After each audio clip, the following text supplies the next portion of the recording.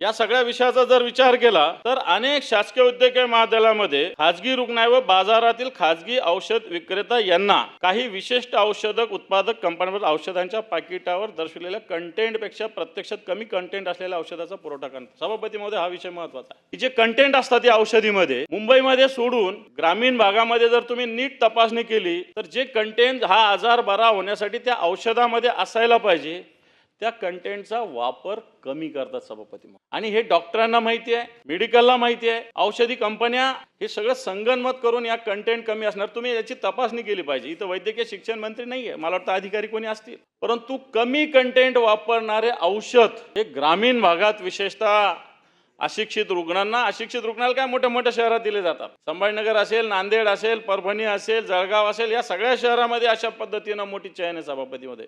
आणि हे या विभागाला माहिती आहे, डॉक्टरांना माहिती आहे, सगळ्यांना माहिती आहे, परंतु याच्यामुळं ज्या पद्धतीनं जे इलाज व्हायला पाहिजे ते इलाज नीट होत नाही। आपण म्हणतो ना 8 दिवस झाले चांगला नाही झाला, 15 दिवस झाले चांगला झाला, गोळ्याचा काही परिणाम होता, त्याला कारण हे असतात, गोळ्या असतात त्याच औषधं त्याच बिमारीसाठी, परंतु कंटेंट त्याच्यामधले योग्य नसल्यामुळं हा आजार बरा होत नाही। हा अतिशय महत्त्वाचा मुद्दा आहे।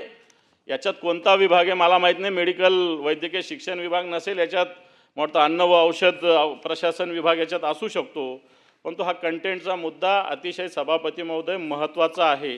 आणि म्हणून वैद्यकीय शिक्षण विभागाचा विषयावर चर्चा करत असताना अशा पद्धतीनं ज्या पद्धतीनं औषधे दिली जातात या सगळ्या गोष्टीचा तपास होण्याची आवश्यकता आहे।